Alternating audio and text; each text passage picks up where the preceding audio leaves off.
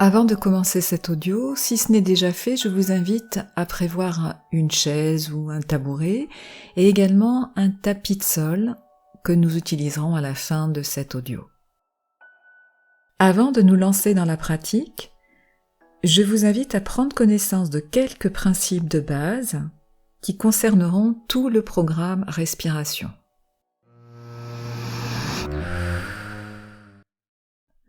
Pour bien respirer, vous avez besoin de vous sentir à l'aise, d'autant que nous allons pas mal solliciter le ventre.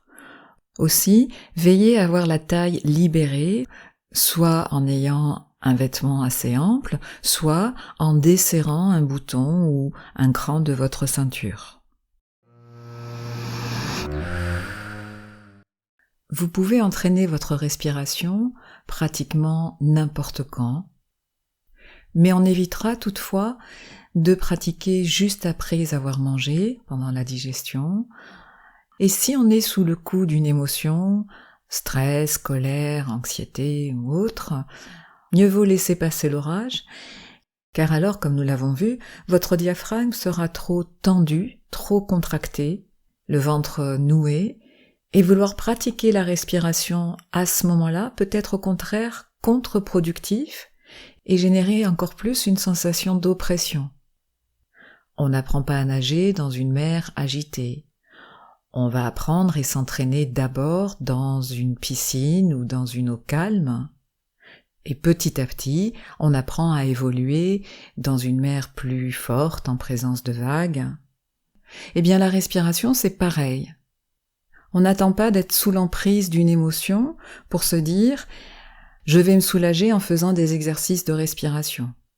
Car là, c'est peut-être le contraire qui va se passer.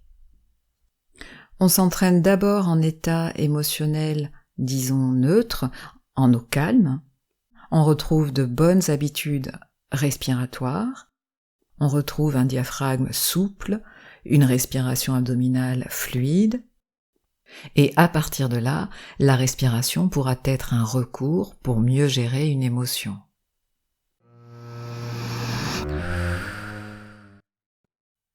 Alors nous allons utiliser certains termes qu'il est bon d'expliciter.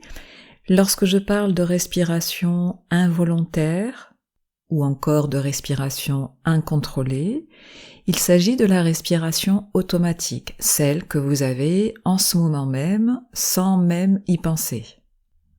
Et lorsque je parle de respiration volontaire, contrôlée, il s'agit de la respiration modifiée, de quelque manière que ce soit, par votre volonté, par une intention d'agir sur votre respiration. Nous allons également parler de cycle de respiration. Un cycle est composé d'une inspiration et d'une expiration. J'inspire, j'expire, c'est un cycle. Pareillement, nous allons souvent parler de rétention. Il s'agit de temps d'apnée, soit après une inspiration, on parle de rétention poumon plein, ou d'apnée poumon plein, soit après une expiration, on parle d'apnée ou de rétention poumon vide.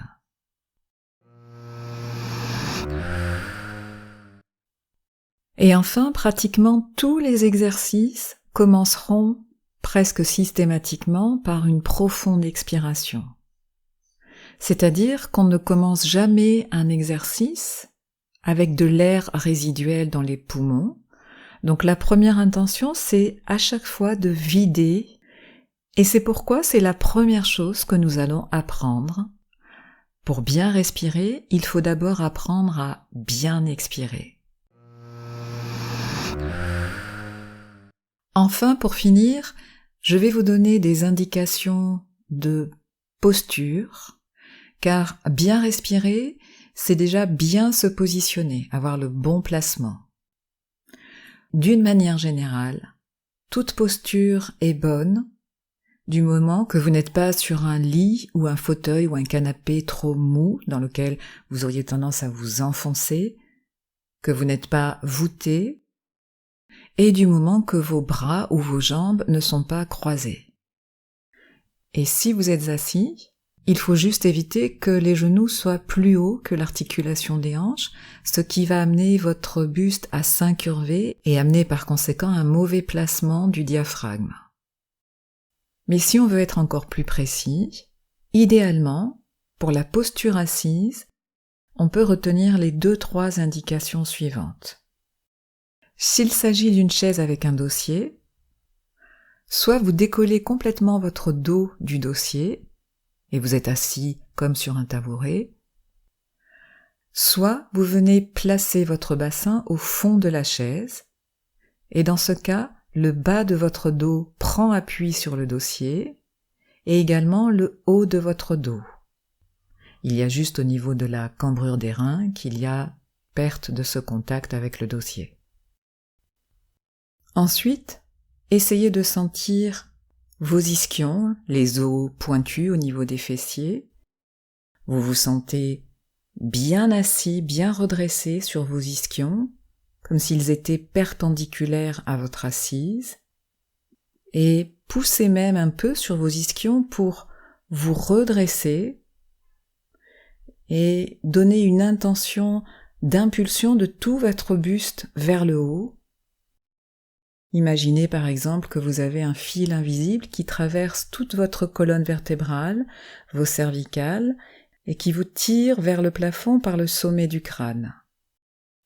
Et cette force, cette impulsion vers le haut, vous la prenez au niveau des pieds en contact avec le sol et vous la prenez à partir de ce contact de vos ischions avec la chaise. Le sommet de votre crâne pousse vers le plafond. Vous laissez toute votre colonne et votre nuque s'allonger vers le haut. Le dos est droit mais pas raide. Votre colonne dessine les 3 courbures naturelles, courbure au niveau des lombaires avec une très légère rétroversion du bassin vers l'arrière, c'est-à-dire très légèrement cambrée. Au niveau de la courbure dorsale, on évitera d'être voûté et pour ce faire, on va bien ouvrir les épaules. Les omoplates se rapprochent l'une de l'autre et tout l'espace de la poitrine et du sternum est bien dégagé et ouvert. Et au niveau de la courbure cervicale, on l'adoucira en rentrant très légèrement le menton, comme si le regard se dirigeait vers un point au sol à 1 mètre, 1,50 m. Les mains reposent normalement sur l'avant de vos cuisses. Et enfin, les épaules sont bien basses, bien abaissées, comme si on voulait créer un maximum d'espace entre les épaules et les oreilles.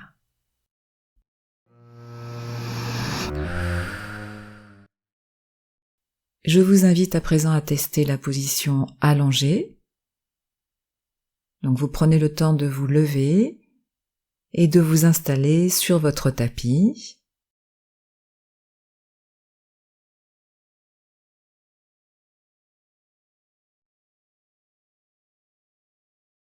Cette position vous permettra d'être plus réceptif aux sensations. En effet, votre dos étant en contact avec le sol, il va vous renvoyer des informations qui vont faciliter vos perceptions. Car contrairement à ce qu'on croit, les poumons sont plus proches de la paroi du dos que de la paroi du torse. Vous serez donc sur le dos, les genoux fléchis, les pieds parallèles qui reposent bien sur le sol et écartés environ de la largeur du bassin. Et pour que cette position génère moins de contractions musculaires, vous pouvez aussi reposer les genoux l'un sur l'autre, face interne des genoux en contact. Et pour bien positionner votre dos, vous viendrez juste faire une légère rétroversion du bassin vers l'avant pour ramener votre coccyx vers les talons et bien redéposer à plat tout votre sacrum et la partie basse du dos. Et on étire bien les vertèbres cervicales au sol en abaissant très légèrement le menton vers les clavicules. Les épaules sont bien relâchées et toujours bien éloignées des oreilles, et les omoplates bien à plat et bien plaquées au sol. Voilà, vous avez donc expérimenté les 2 positions. Maintenant que vous avez 2-3 repères pour savoir comment bien vous positionner pour bien respirer. Voyons maintenant la deuxième étape fondamentale, qui est d'apprendre à bien expirer.